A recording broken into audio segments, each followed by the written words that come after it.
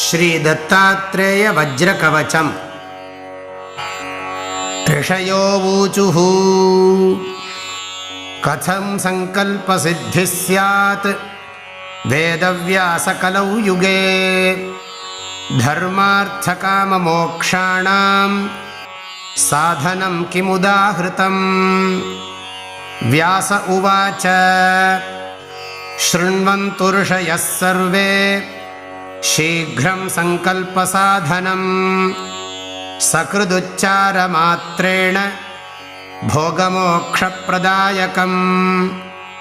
ಗೌರೀ ಶೃಂಗೇ ಹಿಮವತಃ ಕಲ್ಪವೃಕ್ಷೋಪಶೋಭಿತೆ ದೀಪ್ತೆ ದಿವ್ಯಮಹಾರತ್ನ ಹೇಮಮಂಡಪಮಧ್ಯಗಂ.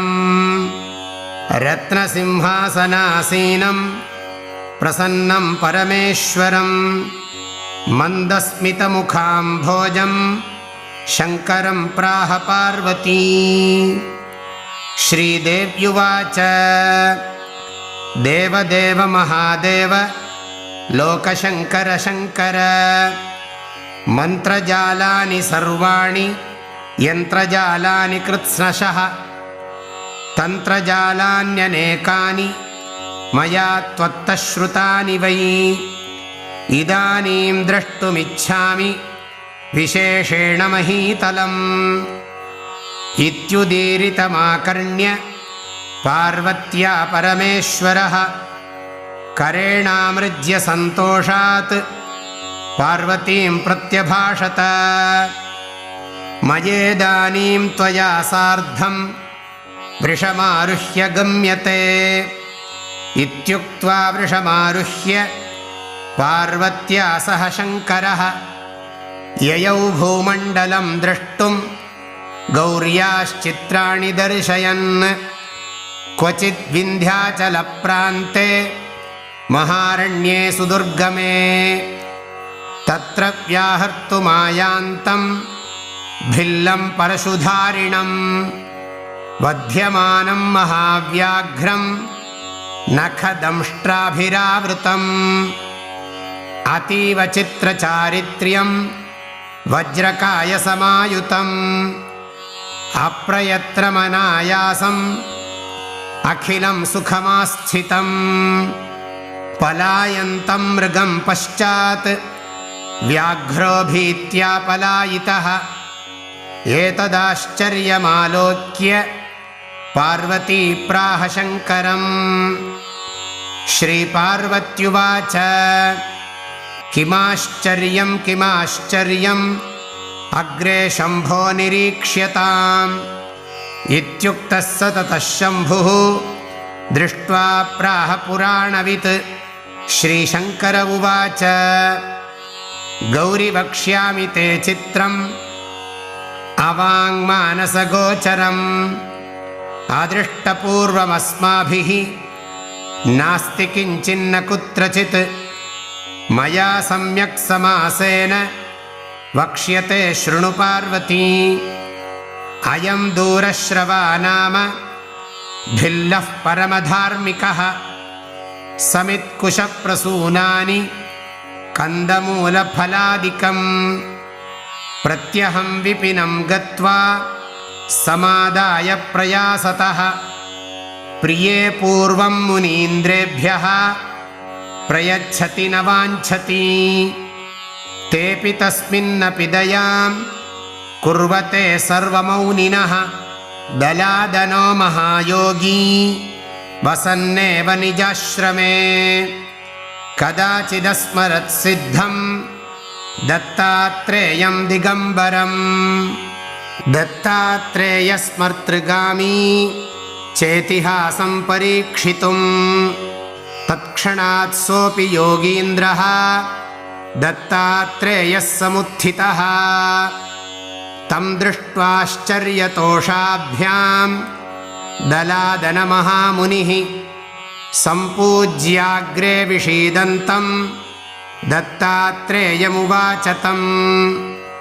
ಮಯೋಪಹೂತಃ ಸಂಪ್ರಾಪ್ತಃ ದತ್ತಾತ್ರೇಯ ಮಹಾಮುನೇ ಸ್ಮರ್ತೃಗಾಮೀ ತ್ವಮಿತ್ಯೇತತ್ किं वदन्तीं परीक्षितुं मयाद्य संस्मृतोऽसि त्वम् अपराधं क्षमस्व मे।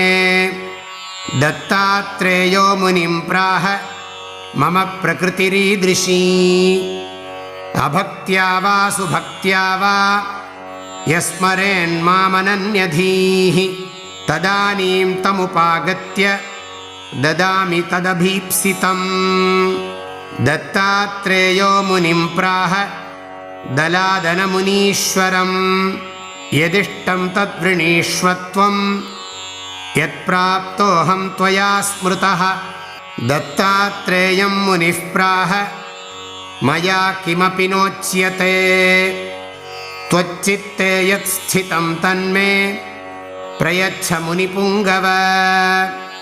श्रीदत्तात्रेय उवाच ममास्ति वज्रकवचं गृहाणेत्यवदन्मुनिं तथेत्यङ्गीकृतवते दलादमुनये मुनिः।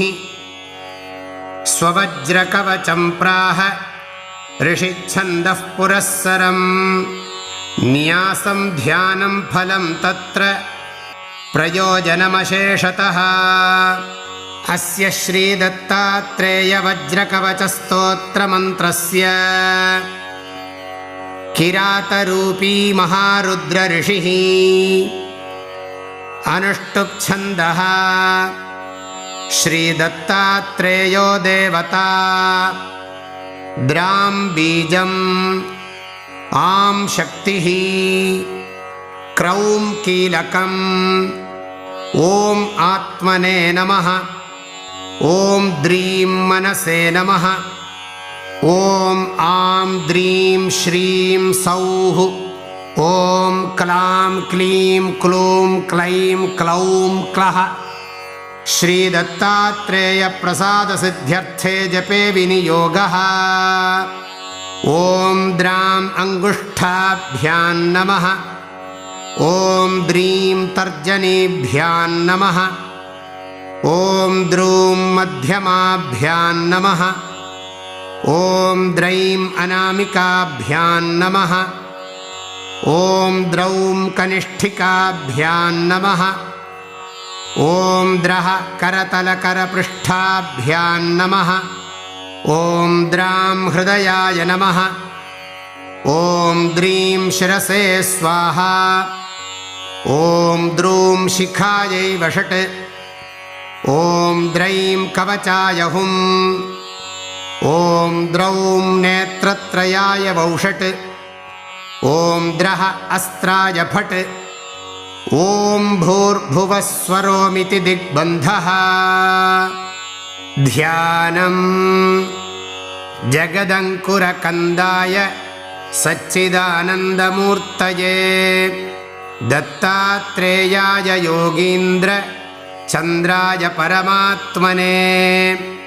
कदा योगी कदा भोगी कदा नग्नः पिशाचवत् दत्तात्रेयो हरिः साक्षात् भुक्तिमुक्तिप्रदायकः।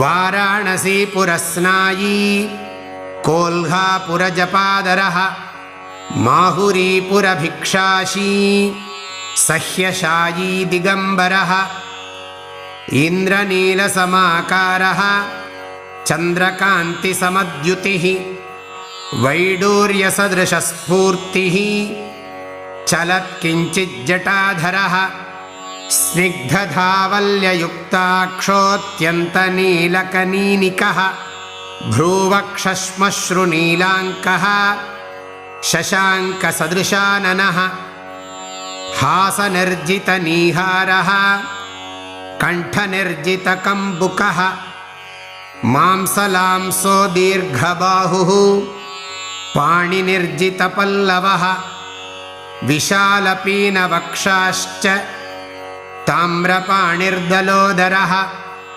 पृथुलश्रोणिललितः विशालजघनस्थलः रम्भास्तम्भोपमानोरुर्जानुपूर्वैकजङ्घकः गूढगुल्फः कूर्मपृष्ठः लसत्पादोपरिस्थलः रक्तारविन्दसदृशरमणीयपदाधरः चर्माम्बरधरो योगी स्मर्तृगामी क्षणे क्षणे ज्ञानोपदेशनिरतः विपद्धरणदीक्षितः सिद्धासनसमासीनः ऋजुकायो हसन्मुखः वामहस्तेन वरदः दक्षिणेनाभयङ्करः बालोन्मत्तपिशाचीभिः क्वचिद्युक्तः परीक्षितः त्यागी भोगी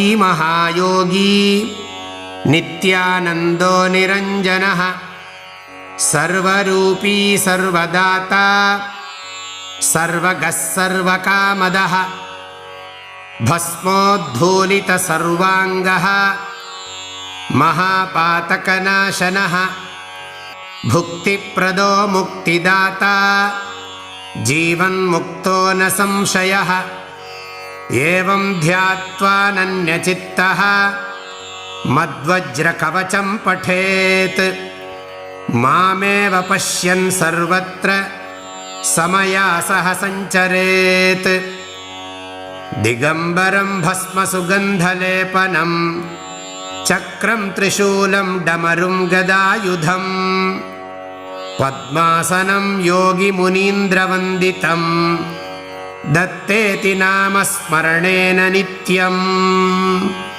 लं पृथिव्यात्मने गन्धं समर्पयामि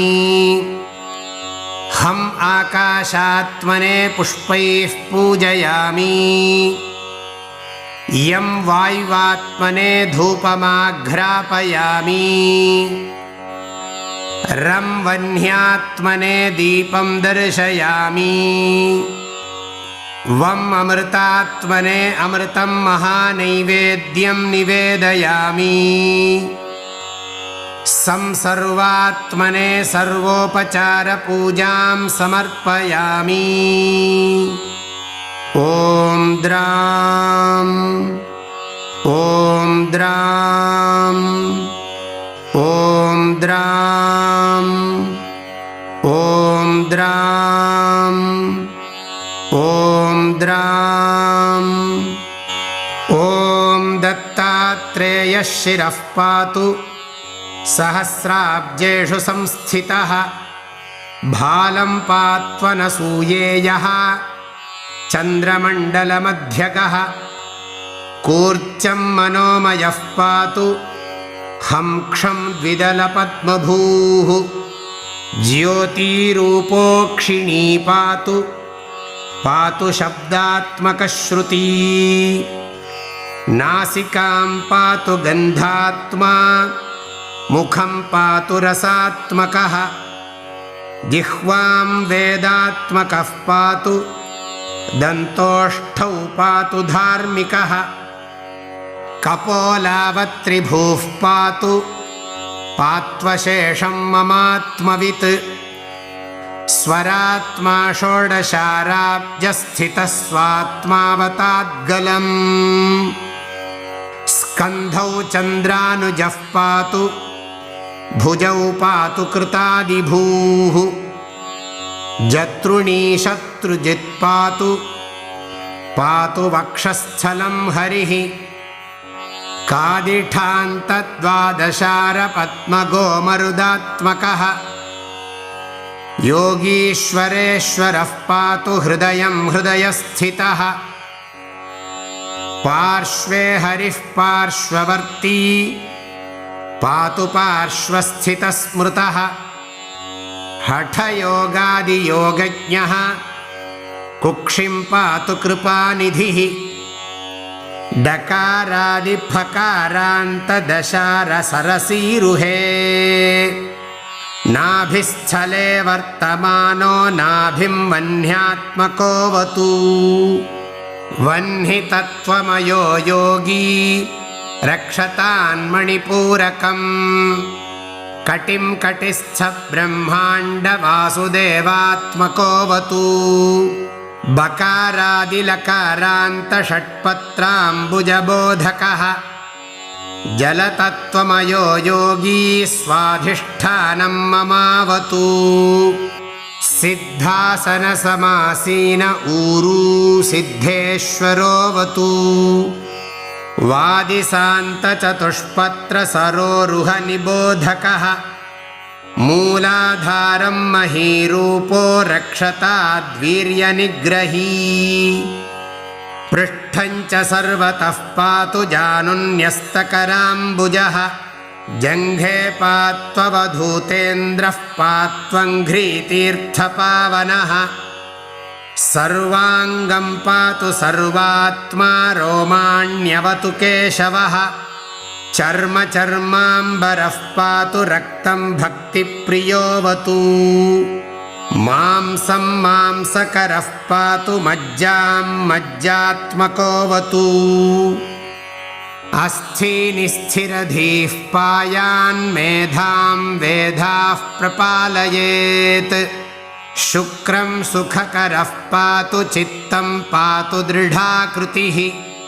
मनोबुद्धिमहङ्कारं हृषीकेशात्मकोऽवतु कर्मेन्द्रियाणि पात्वीशः पातु ज्ञानेन्द्रियाण्यजः बन्धून् बन्धूत्तमः पायाच्छत्रुभ्यः पातु शत्रुजित् गृहारामधनक्षेत्रपुत्रादीन् शङ्करोऽवतु भार्यां प्रकृतिवत् पातु पश्वादीन् पातु शार्ङ्गभृत् प्राणान् पातु प्रधानज्ञो भक्ष्यादीन् पातु भास्करः सुखं चन्द्रात्मकः पातु दुःखात् पातु पुरान्तकः पशून् पशुपतिः पातु भूतिं भूतेश्वरो मम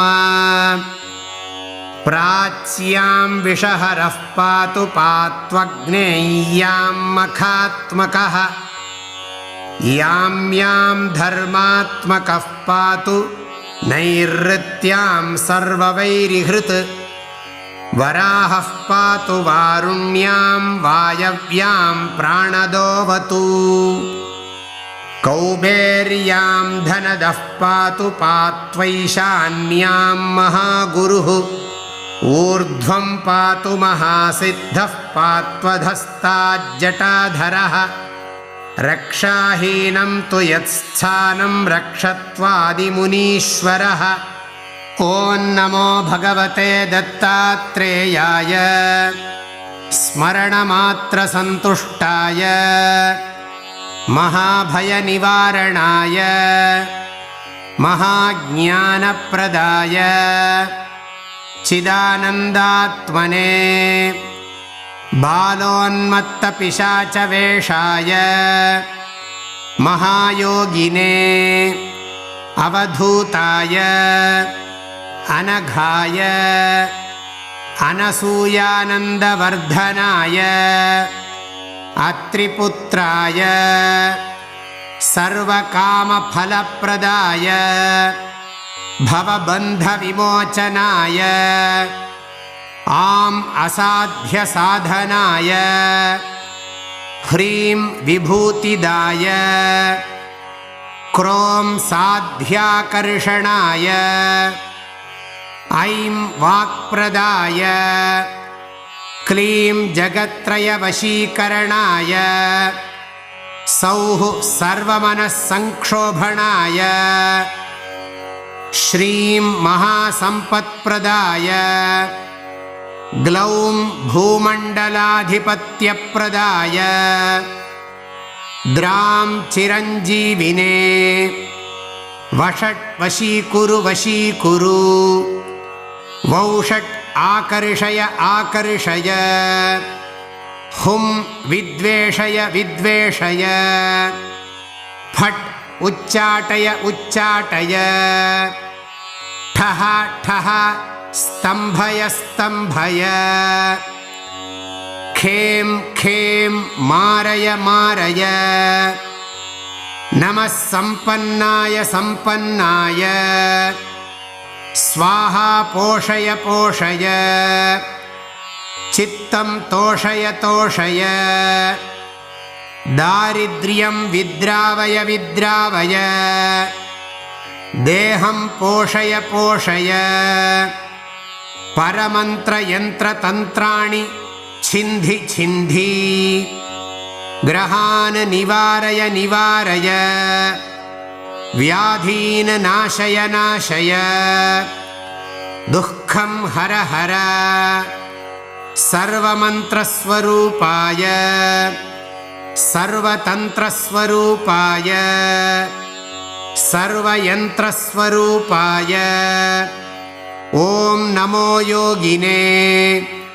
महासिद्धिदाय स्वाहा। ॐ द्रां हृदयाय नमः।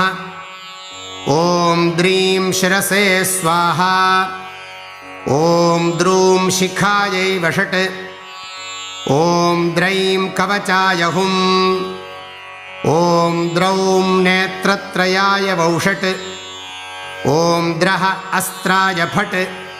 ॐ भूर्भुवस्वरोमिति दिग्विमोकः एतन्मे वज्रकवचं यः पठेत् शृणुयादपि वज्रकायश्चिरञ्जीवी दत्तात्रेयोऽहमब्रुवम् त्यागी भोगी महायोगी सुखदुःखविवर्जितः सर्वत्र सिद्धसङ्कल्पः जीवन्मुक्तोऽद्य इत्युक्त्वान्तर्दधे योगी दत्तात्रेयो दिगम्बरः दलादनोऽपि तज्जप्त्वा जीवन्मुक्तः स वर्तते। भिल्लो दूरश्रवा नाम तदानीं श्रुतवानिदं सकृच्छ्रवणमात्रेण वज्राङ्गो भवदप्यसौ इत्येतद्वज्रकवचं दत्तात्रेयस्य योगिनः श्रुत्वा शेषं शम्भुमुखात् पुनरप्याह पार्वती। पार्वत्युवाच एतत्कवचमाहात्म्यं वद विस्तरतो मम कुत्र केन कदा जाप्यं किं यज्जाप्यं कथं कथम् उवाच शम्भुस्तत्सर्वं पार्वत्या विनयोदितम्। श्रीशिव उवाच शृणु पार्वति वक्ष्यामि समाहितमनाविलम् धर्मार्थकाममोक्षाणाम् इदमेव परायणम् हस्त्यश्वरथपादाति सर्वैश्वर्यप्रदायकम् पुत्रमित्रकलत्रादि सर्वसन्तोषसाधनम् वेदशास्त्रादिविद्यानां निधानं परमं हि तत् संगीतशास्त्रसाहित्य सत्कवित्वविधायकम् बुद्धिविद्यास्मृतिप्रज्ञाम् अतिप्रौढिप्रदायकम् सर्वसन्तोषकरणम् सर्वदुःखनिवारणम् शत्रुसंहारकं शीघ्रं यशः कीर्तिविवर्धनम् अष्टसङ्ख्यामहारोगाः सन्निपातास्त्रयोदश षण्णवत्यक्षिरोगाश्च विंशतिर्मेहरोगकाः अष्टादश तु कुष्ठानि गुल्मान्यष्टविधान्यपि अशीतिर्वातरोगाश्च चत्वारिंशत्तु पैत्तिकाः विंशतिश्लेष्मरोगाश्च क्षयचातुर्थिकादयः मन्त्रयन्त्रकुयोगाद्याः कल्पतन्त्रादिनिर्मिताः ब्रह्मराक्षसवेतालकूष्माण्डादिग्रहोद्भवाः सङ्गजादेशकालस्थाः तापत्रयसमुत्थिताः नवग्रहसमुद्भूताः महापातकसम्भवाः सर्वे रोगाः प्रणश्यन्ति सहस्रावर्तनाद्ध्रुवम् आयुतावृत्तिमात्रेण वन्ध्या पुत्रवती भवेत् आयुतद्वितया वृत्त्या ह्यपमृत्युजयो भवेत् आयुतत्रितयाच्चैव खेचरत्वं प्रजायते सहस्रादयुतादर्वाक् सर्वकार्याणि साधयेत् लक्षावृत्त्या कार्यसिद्धिः भवत्येव न संशयः विषवृक्षस्य मूलेषु तिष्ठन् वै दक्षिणामुखः कुरुते मासमात्रेण वैरिणं विकलेन्द्रियम् औदुम्बरतरोर्मूले वृद्धिकामेन जाप्यते श्रीवृक्षमूले श्रीकामी तिन्त्रिणी शान्तिकर्मणि ओजस्कामोऽश्वत्थमूले स्त्रीकामः सहकारके ज्ञानार्थी तुलसीमूले गर्भगेहे सुतार्थिभिः धनार्थिभिस्तु सुक्षेत्रे पशुकामैस्तु गोष्ठके देवालये सर्वकामैः तत्काले सर्वदर्शितम् नाभिमात्रजले स्थित्वा भानुमालोक्य यो जपेत् युद्धे वा शास्त्रवादे वा सहस्रेण जयो भवेत् कण्ठमात्रे जले स्थित्वा यो रात्रौ कवचं पठेत् ज्वरापस्मारकुष्ठादि तापज्वरनिवारणम् यत्र यत्स्यात् स्थिरं यद्यत् प्रसन्नं तन्निवर्तते तेन तत्र हि जप्तव्यम् ततः सिद्धिर्भवेद्ध्रुवम् इत्युक्तवान् शिवो गौर्यै रहस्यं परमं शुभम् यः पठेद्वज्रकवचं दत्तात्रेयसमो भवेत् एवं शिवेन कथितं हिमवत्सुतायै प्रोक्तं दलादमुनये त्रिसुतेन पूर्वम् यः कोऽपि वज्रकवचं पठतीह लोके दत्तोपमश्चरति योगिवरश्चिरायुः इति श्रीरुद्रयामले हिमवत्खण्डे श्रीदत्तात्रेयवज्रकवचस्तोत्रं सम्पूर्णम्। ॐ सर्वं श्री दत्तात्रेयार्पणमस्तु।